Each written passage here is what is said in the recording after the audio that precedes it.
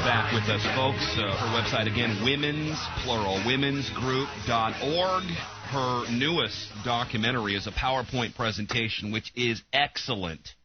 Okay? Very difficult to debunk this. If anybody is interested, go for it. It's entitled, When Central Banks Rule the World from Bretton Woods I to Bretton Woods II. You got to understand where all of that comes from, and Keynes himself, one of the managers of Bretton Woods I.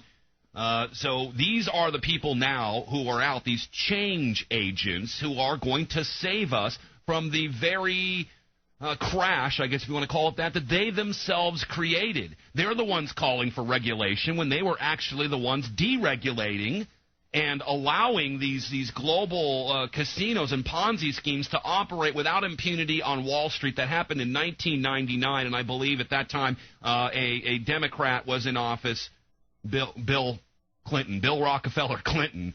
So this is a multilateral attack from both the Republicans and the Democrats. That's what we're trying to tell you today, and I think it's very important we understand what just happened at the G20. Joan, thanks for joining us. This last meeting of the G20 was the third summit in less than a year. They've been very busy. They have been very busy. You are absolutely correct. I want to rephrase what you said. There is no difference philosophically on the international level between the Republicans and the Democrats. And I think it is extremely important for people to know that the only way that this agenda could have come this far is that it was a merger, an agreement a long time ago between the Republicans and the Democrats. You can talk about John Kennedy, you can talk about Ronald Reagan, you can talk about Roosevelt, you can talk about Truman, Eisenhower. You do not get Nixon. I am very hard-pressed to say who has been the worst of all of them because they've all been, they all deserve the Order of Lenin for everything they've done. But we now, the big thing, when I was at the Bank for International Settlements in June, we have Russia and we have China calling for a new global currency, the special drawing right, and take the world off of the dollar as a reserve currency. Well, when I was at the Bank for International Settlements in June, no one, the managing director and the chief economist, neither of them wanted to talk about it. They basically laughed and said, we don't have enough time and maybe next year. The chief economist, when I tried to talk to him separately, literally ran from me.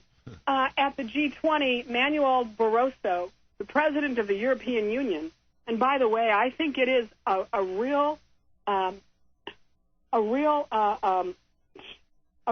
slap in the face of America that the European Union is part of the G20. Okay, I did not include them in the GDP numbers. 19 of the big economic powerhouse countries of the world. By the way, they had to consolidate all of them so they wouldn't have anybody crying in the corner that they weren't part of all of this and putting up some kind of opposition, which is why they brought in China, India, Brazil, and Saudi Arabia, as you say. Iran, of course, on the outside. But it was 19 of those guys and the leader of the European Union. Well, yeah. The European Union has 27 votes. We have 1 vote. What is this? And so going back to, I asked Barroso about if he could comment on the move towards a global currency in the form of a special drawing right. And he said, oh, no, not for a number of years. Well, yesterday morning on CNBC Squawk Box, they were interviewing Wilbur Ross, and they were talking about how much debt we have, and he said, well, the way out, frankly, is a devaluation of the dollar. We're not competitive with other economies, and we have export-import imbalances, which were created, and we have too much debt, and the only way to make it easier in the long term is a lower dollar. But the tricky question is where which strong currency we are going to devalue against. And what is needed is some special drawing rights to be used as the new reserve currency. So the truth of the matter is, today you had a number of congressmen grilling Bernanke about a strong dollar, and, oh, yes, of course, he agrees with a strong dollar. That's a bunch of horsepucky. Why in the world are they crashing the dollar? When you look at the United States has a 60.8% debt ratio of our debt to GDP. When you look at Japan, it's 170%. Okay, they owe $8.2 trillion and their GDP is $4.8 trillion.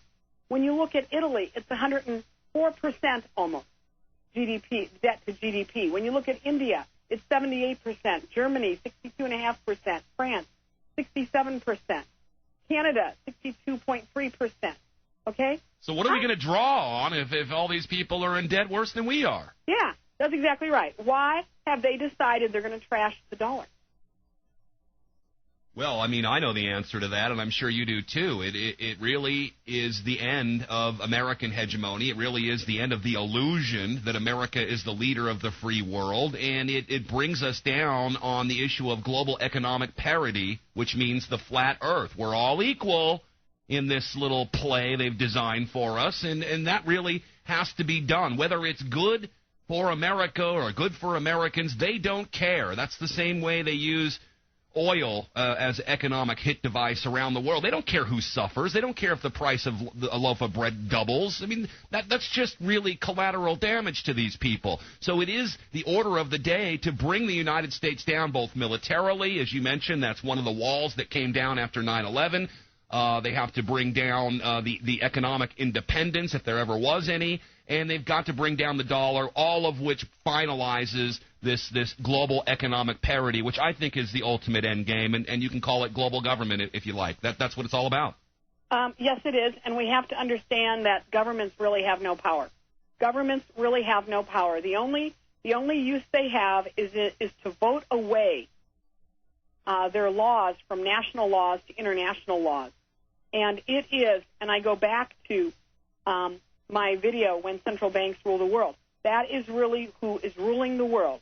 So now we have a group of very powerful private corporations, and thank you, Ron Paul, for wanting to audit the Fed, but the truth of the matter is that will never happen because they have more power than we can even think. They're threatening us. If we audit them, that it will crash the economy, and I'm sure right. that in plain speak means that if the American people find out about what we've done, they will lose all confidence in the economy, which is maybe what they want to happen.